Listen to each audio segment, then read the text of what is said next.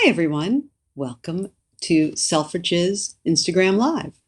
I'm pleased to be here this evening and to be speaking with you about sustainability and fashion because we can all be a bit greener in our efforts. So I'm going to just read to you a little bit, and then I have a bunch of questions here, and you can send me questions, and I really love interacting, so ask away. As you may know, I am the author of Fashionopolis, The Price of Fast Fashion, and The Future of Clothes. I also have written other books, Gods and Kings, The Rise and Fall of Alexander McQueen and John Galliano, which are somewhere up there, and Deluxe, How Luxury Lost Its Luster. Actually, I'll just put it in front of my face. So, as I write in Fashionopolis, every day billions of people buy clothes with nary a thought. Shoppers snap up 5 times more clothing today than they did in 1980. And in 2018, that averaged 68 garments a year. As a whole, the world's citizens acquire 80 billion apparel items annually. On average, each piece will be worn 7 times before getting thrown away. In the last 30 years, grown from a $500 billion trade to primarily domestic use to a 2.4, I think it's actually now $2.5 trillion a year global industry. And if the global population swells to 8.5 billion by 2030, and the GDP per capita rises by 2% in developed nations and 4% in developing economies in those intervening years, as experts predict, and if we don't change our consumption habits, we will buy 63% more fashion, from 62 million tons to 102 million tons.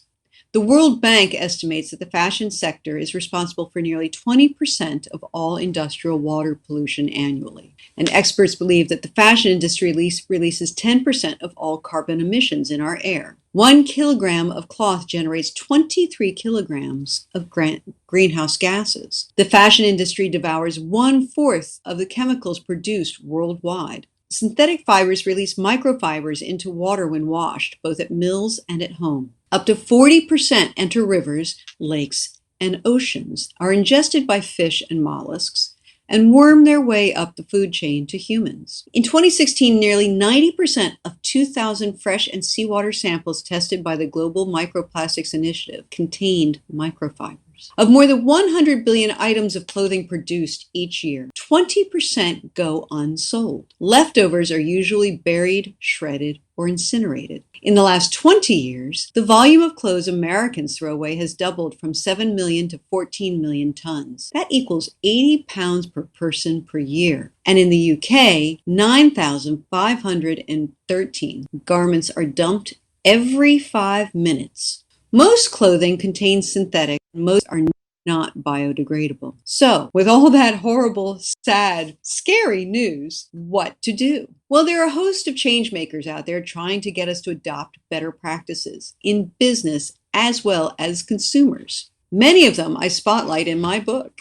There's Cindy Rhodes, an American expat in London who founded Worn Again Technologies, a company that has developed a patented process that separates, decontaminates, and extracts polyester and cellulose from cotton from pure and blended fabrics. Circular, Cindy Rhodes told me, is the future. It brings fashion head on with reality, she said. We need to make things circular. We need to not throw them in the landfills.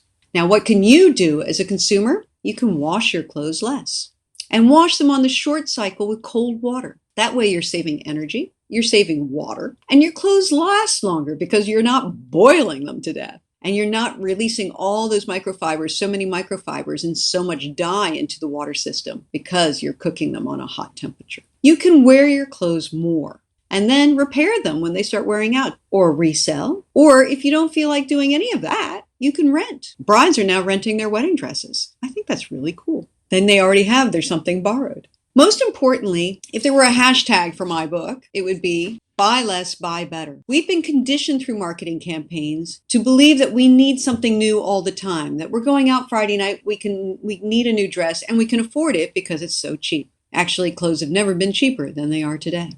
But maybe you already have them and you don't realize it. Or if you buy less and you buy better, you have them and you keep wearing them because they last and they're fantastic. We've forgotten what it's like to cherish our clothes. As Stella McCartney recently told me, clothes carry memories.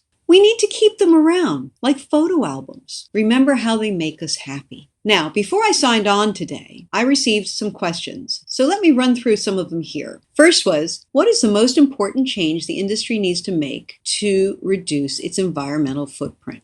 Well, for me, it's obvious, and that is to produce less, which of course is better business because waste costs money. I think that's the most important thing we could do from the business standpoint.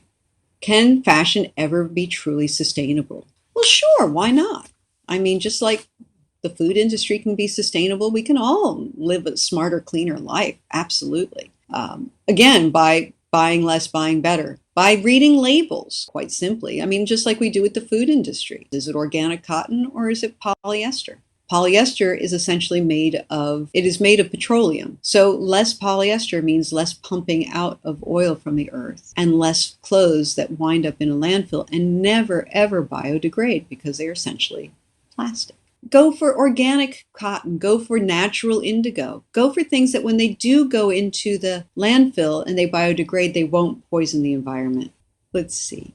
What is your favorite item of clothing and why? Probably a coat that I have from Azzedine Alaïa from 1983, which is the epitome of buying less, buying better. It looks incredibly modern.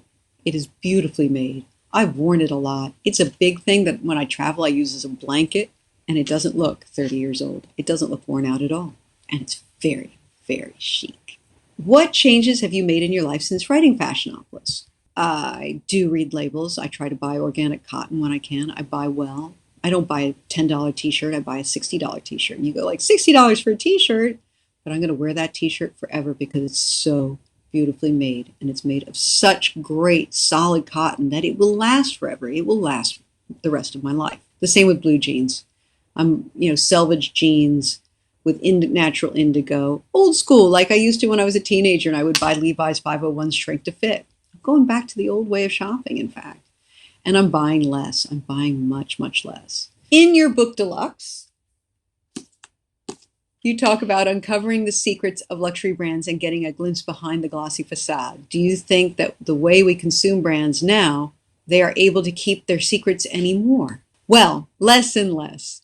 And in part because I wrote this book, which turns out to have inspired a whole generation of young reporters who are doing the same sort of work that I'm doing now. So more being exposed, which is great. But at the same time, transparency. Consumers want transparency in everything they do and everything they buy. They want to know, where did those vegetables come from? Where did those fruits come from? And where did my clothes come from?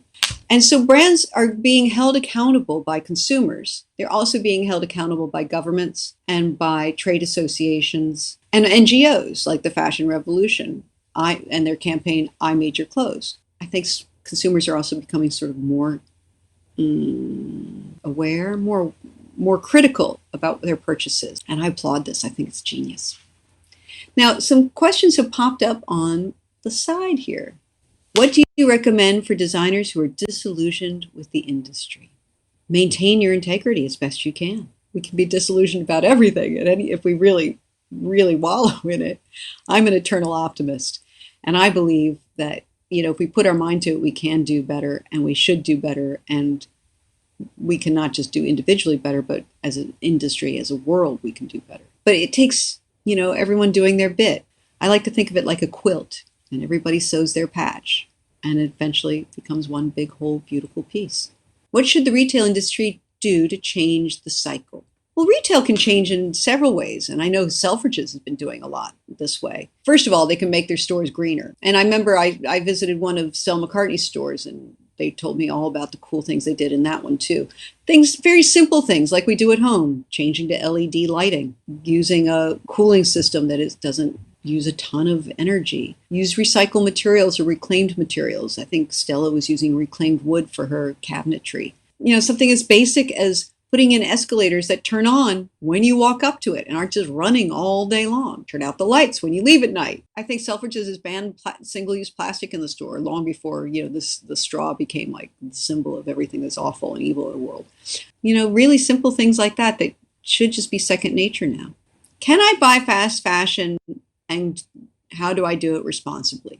Yes. Think about let's transpose this again to the fast food, the the food world. Yes, today you can buy fast food vegan and fast food organic, and that's great. But part of the fast food is that it's all with disposable containers, and maybe they're organic and they're like, wooden forks and spoons instead of plastic, and it's cardboard. But still, there's a ton of energy going into all that trash. Just think about the idea of fast and what that means to humanity and the environment. Everybody has to work faster. Everybody has to recycle faster. Everybody has to eliminate faster. What have we learned during this pandemic? The world needed to slow down. It was spinning wildly out of control. And look what happened when we did. The dolphins came back to the canals in Venice. So there's your answer, I think. What is the one thing that really surprised you when you were researching the book Fashionopolis? First of all, I had no idea the insanely enormous impact the fashion industry had on the environment. And I didn't realize how much companies carelessly pollute simply because, as Sarah Bellows said, it's cheaper to pollute. Just dumping dye into rivers and chemicals into fields. And even though they know that the chemicals are killing the farmers, they still farm with those chemicals. But meanwhile, you, through our taxes, are paying so much to clean up that mess that they've made. So in fact, we're all paying for it. I think that's what really, really knocked me out. That major publicly traded brands, their priority is to put more money in the shareholders' pockets. And that's it. But they don't really care about you and me. And they don't care about the place in which we live. They just care about the money in their pocket. David Attenborough said that it's kind of, infinite growth on a finite planet is impossible. And yet they still teach that in business schools. And that is still how success is measured in business. And I feel like we need to change and reevaluate that. We need to redefine what success is. And it isn't just by winning the most money, being the most powerful, having the biggest sales and the biggest numbers. It's something bigger and more holistic than that. And it takes everybody and everything into account. That was pretty heavy. Let's see what else we can find that might be a little bit lighter. When do you think the turning point was in the sustainable fashion revolution? And do you think people are becoming more conscious? I don't think we've reached the turning point yet, honestly. We had a moment about a year ago with Greta Thunberg talking at the UN and an Extinction Rebellion shutting down Fashion Week and protesting in Trafalgar Square and getting arrested and making a lot of noise. But that was only in England, and that was a wee bit in New York. Greta made enough to make President Trump flinch, but God bless her. But I don't think we've reached a turning point yet where consumers really put that at the top of their list when shopping. And that's where the turning point will be. A former colleague of mine, the writer Malcolm Gladwell, wrote in his book, The Tipping Point, that there's a moment where I think it's 20 or 25% of the population grasps and changes a certain kind of behavior. And if 1/4 of us do, then it tips over. Then the rest will follow. I think the same with organic markets and organic farming and farmers markets, that they'd been going on for a long time, and then there was a tipping point, and now you have Whole Foods. And you may be a fan of Whole Foods, you may not be a fan of Whole Foods, but at least we have choice. And I think we haven't reached that point yet in fashion where we have the fashion equivalent of Whole Foods. And it's not something that's small and boutique-y, but is a big thing. So that if you're walking down Oxford Street, we have Selfridges, but if you're walking down Oxford Street, you have the choice between the fast fashion brand and the conscious fashion brand. We haven't gotten there yet. And that, to me, is the tipping point. Now, last question. Do you think sustainability in fashion will become more widespread and fast fashion will lose its trend? No.